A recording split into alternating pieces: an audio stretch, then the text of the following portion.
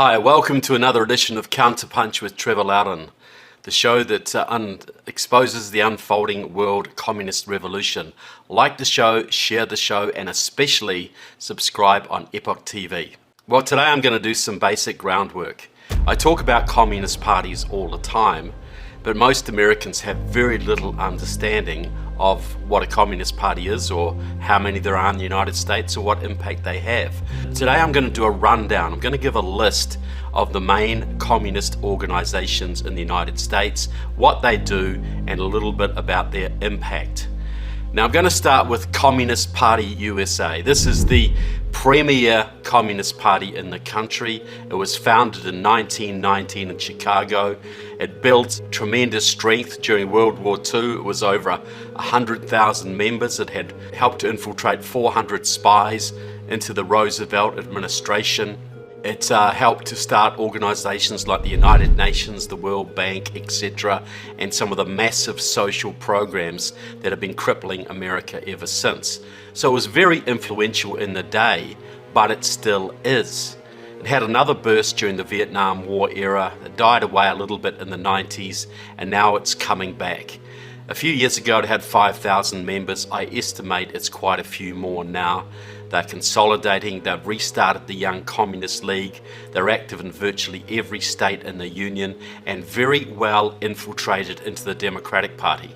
The Communist Party is tied at the hip to the Democrats. They have people like Rick Nagin up in Ohio, who's a very senior Ohio Democrat, runs for public office on the Democrat ticket, very closely connected to Democrat politicians, but he's the head of the Communist Party in that state. Down in Texas, you've got Penny Shore, a bona fide Communist Party member who now serves as a Democrat in the Texas state legislature. The Communist Party USA is very much tied into the International Communist Network, which is still very powerful. It's no longer under Soviet leadership, though the Communist Party of the Russian Federation still plays a very big role. The Communist Party USA now really looks to the Communist Party of China for leadership, but it's also tied to the British Communist Party, the Canadian Communist Party, Brazilian Communist Party, Iraqi, Iranian, Cuban, of course, Vietnamese, very, very close to the Vietnamese Communist Party. It's part of the International Communist Network. It also participates in the World Peace Council, the old Soviet Front, World Federation of Trade Unions, and also the Women's International Democratic Federation and the World Federation of Democratic Youth. All communist fronts, international communist fronts. In 2017, the CPUSA sent several delegates to Sochi, Russia for an international youth conference organized by the World Federation of Democratic Youth to celebrate the 100th anniversary of the Bolshevik Revolution, and the keynote speaker was, of course, Vladimir Putin. Democratic Socialists of America, the largest Marxist group in this country by far. They claim about 90,000 members. Many of them are just paper members that don't do much. There's probably a hardcore of about 15 to 20,000. But they're active in every state.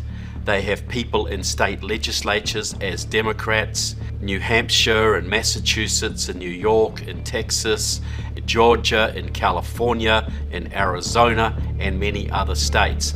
They have 5 members of Congress who acknowledge their membership, and that's Jamal Bowman in New York, that's Rashida Tlaib in Michigan, who replaced John Conyers in Michigan, who was also a DSA member. They have Alexandria Ocasio-Cortez. They also have Danny Davis, a longtime DSA member from Chicago, and Cori Bush from Missouri. Jerry Nadler, the head of the Judiciary Committee, the most powerful congressman in Congress, I believe, has been a member of Democratic Socialists of America, as has Jan Schakowsky, the longtime congresswoman from Chicago. They have about 6 people on the Chicago City Council now. There's several people in the Minneapolis City Council, the same in Milwaukee, the same in New York. They are taking over the Democratic Party in many locations around the country.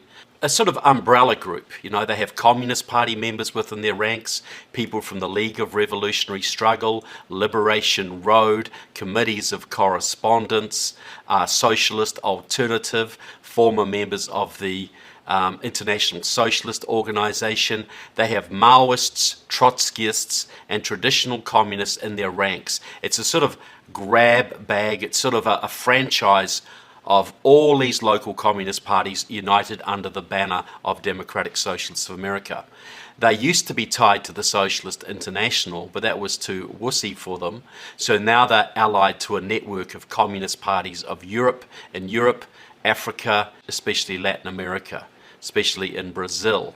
They are also very, very close to an organization called the Rosa Luxemburg Stiftung. That has a branch in Manhattan, New York. It trains Democratic Socialists of America members. It trains members of the Bernie Sanders movement, which is pretty much identical to Democratic Socialists of America. And this Rosa Luxemburg Stiftung is wholly owned by a German political party called Die Linke. The left. It used to be called the Party of Democratic Socialism, and before that it was the Socialist Unity Party, the old East German Communist Party. So Democratic Socialists of America definitely deserves to be classified as a communist party, because it is. DSA, by the way, gave us Obamacare. They were the driving force behind that. One of their members, Dr. Quentin Young, it was Obama's physician and educated Obama into the ideas of socialized healthcare. Obama's immigration advisor, a man called Eliseo Medina, another member of Democratic Socialists of America, can largely claim credit for the open borders policies under the Obama and now Biden administrations.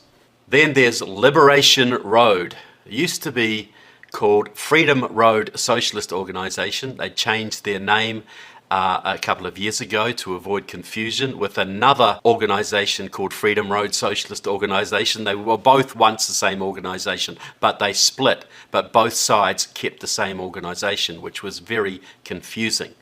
So we're talking about Liberation Road here. It comes out of the Maoist movement of the 1960s and 70s. It's former members of the Communist Workers' Party, the League of Revolutionary Struggle, the Line of March, and other Maoist groups all came together in 1985 to unify the fractured Maoist movement. It is very close to the Chinese consulate. They have consulates in America. They have Liberation Road members living in the People's Republic of China. Some members are also active in the American-China Friendship Association, etc. They follow the Chinese line, but they don't like to be too obvious about it. They're also very strong in the Chinese Progressive Association of San Francisco. That's a big voter registration organization that really runs that town. The same Chinese Progressive Association in Boston, which is very influential in that town. Both those organizations are very close to Communist China. We have a relationship with the Chinese embassy. Like, we actually have I've had to have various conversations with them about our positioning. The Liberation Road has very strong in the Bay Area, strong in New York and Missouri, but the main headquarters are in the southern states now. It moved into Tennessee and North Carolina and Florida and Texas and Georgia over the last few years because they have a philosophy. They believe that the southern states are what they call a new confederacy. They are the backbone of the Republican Party and conservative Christianity, so they set up large voter registration organizations in those states to turn those states blue, because their goal is to destroy the Republican Party and create a one-party state in America, first run by the Democratic Party and their Chinese friends, and then run by themselves, Liberation Road. In Virginia, they have New Virginia Majority. That flipped that state. In North Carolina, they have the Carolina Federation. In Kentucky, they have Kentuckians for the Commonwealth. In Florida, they have Florida Rising, etc. So these organizations work heavily for the Democratic Party inside the Black and Latino communities of the South. In Tennessee, they have an actual headquarters called the Highlander Research and Education Center. Used to be called the Highlander Folk School, set up by the Communist Party in the 30s. Now it's run by Liberation Road. They have trained people from all over the South, fan them out across the South to start revolutions and change the politics of southern states. In Tennessee, they have Knoxville for All, are very close to achieving a majority on the Knoxville City Council. They have a whole bunch of people in Nashville on the City Council, etc. And with their group, Memphis for All, they've taken over several positions. In Memphis, Tennessee, they're trying to use the big black population of Memphis, Tennessee to win statewide races in that state. They are also very influential in Mississippi, in Jackson, Mississippi. They helped the current mayor of Jackson, Chokwe Anta Lumumba, and his father, Chokwe Lumumba, both extreme black radicals, to take the mayoralty of that city and are busily turning that city into a revolutionary center to spread their ideas across the South. Liberation Road also works very closely with Mexican communists in the Morena Party. This is the party run by AMLO, the current president of Mexico, who is a Marxist. And their goal is to keep the borders wide open because they see massive uncontrolled immigration from Mexico, Guatemala, etc. as the key to destroying the social structures in this country and turning the country to a revolutionary situation. They are very much involved in promoting the illegal immigration movement, as is Communist Party USA, as is Democratic Socialists of America. Now, the real Freedom Road Socialist Organization, the one that has kept the old name, they split from the other Freedom Road Socialist Organization in 1998. They had a journal called Fight Back, so many people call them the Fight Back faction. They were very strong in the Midwest. They were strong in Chicago, in Wisconsin to a degree, in Madison, etc. Very much in Milwaukee and in Minneapolis. The Twin Cities is really their main headquarters. And so they have spread out from there. They have chapters in New York, in Grand Rapids, Michigan. They have very heavily infiltrated Florida. They have chapters in Miami, Jacksonville, Tampa, and Tallahassee, very active in that state. They've also got chapters in Austin, Texas, Houston, Texas, and Dallas, Phoenix, Arizona, a big chapter in Salt Lake City, San Jose, California, in the Bay Area, and also East LA, and a few smaller chapters in Connecticut and Colorado and Southern California, etc. They are pro-Chinese communists. They also support Putin's Russia, North Korea, Cuba, and Iran. They are street-level Maoist revolutionaries, very, very active, very willing to get into some pretty vigorous type of action on the streets. They were behind the big riots outside the Republican convention in Minneapolis in 2008, where petrol bombs were thrown. They tried to do the same thing in 2012, but a hurricane dampened that down. They were very active in Cleveland, Ohio, when Trump was inaugurated at the Republican convention then. They are street marching, fighting party. In 2019, they set up a group called the National Alliance Against Racist and Political Repression, modelled on a Communist Party group of the same name from the 70s that was set up to free Communist Party member Angela Davis from jail when she was facing murder charges over the death of a California judge. They set this organisation up. Their leader, Steph Yorick, said, the day Trump was inaugurated, their goal was to bring the president down by making the country ungovernable. So they were largely behind the mass rioting that erupted after George Floyd was killed in Minnesota. One of the leaders of Freedom Road, she runs a group called Justice for Jamar, which was an affiliate of the National Alliance Against Racist and Political Repression. And I've got her on tape saying it, how she was so joyous. The police station was burnt to the ground, and that the looting, the rioting, and the arson was an integral part of their operation. They helped to start riots in New York. They helped to burn Kenosha, Washington, Chicago, places in North Carolina, several cities in Texas and Florida, Tucson, Arizona, the Bay Area, etc. And the riots they didn't start were pretty much organised by Liberation Road, the other communist group that is behind Black Lives Matter. Liberation Road, by the way, was heavily involved in the rioting in Ferguson, Missouri in 2014. That was sort of a trial run. When Michael Brown was killed by the police, Liberation Road, through their front, the Organisation for Black Struggle, led the protests in that city.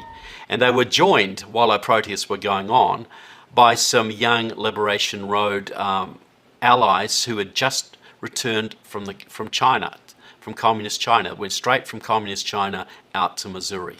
The Freedom Road Socialist Organization is very closely tied to Hamas, the terrorist group, the Popular Front for the Liberation of Palestine, another terrorist group, and the FARC, which is now leading a revolution in Colombia. In 2011, about 24, I believe it was, Freedom Road Socialist Organization comrades had their homes raided by the police for supporting these terrorist groups. These groups are on the State Department's terrorist list. You're not allowed to support them. It can get you several years in jail for doing so. So their homes were raided, massive amounts of materials were confiscated, but no prosecutions went forward. Possibly Obama's Attorney General Eric Holder may have been told that some of the people arrested actually had worked with Obama when he was a young radical in Chicago a few years before. And it might not have looked good to have the president tied to convicted terrorists. There's also the Party of Socialism and Liberation. This is quite a unique party. It's split off from the old Workers' World Party. It's got branches all over the country. Virtually every major centre in the country has a small branch of the PSL. They are very active. They support all the communist causes that you'd expect. They are very close to Russia. They support North Korea. They support China. They support Iran. They support Cuba. Hardcore Stalinist, Maoist communists. You'll see them everywhere with their big red flags marching through the streets. They lack a little political sophistication, but they make up for it with their enthusiasm, and it's certainly one of the most active street-level communist parties in the country.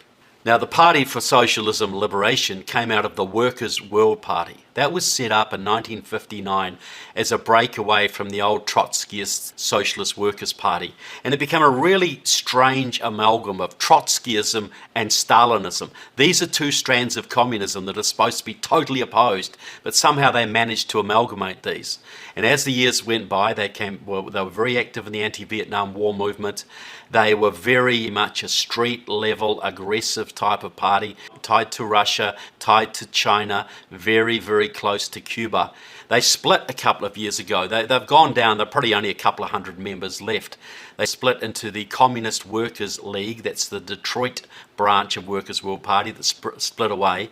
And also some of their members from the West Coast and Philadelphia set up the Socialist Unity Party. I'm presuming named after the old East German Communist Party of the same name. They're still active, they're still out there, but they're nowhere near the force they used to be. Now then, this Revolutionary Communist Party, or RevCom. Now this is more of a cult than a political party.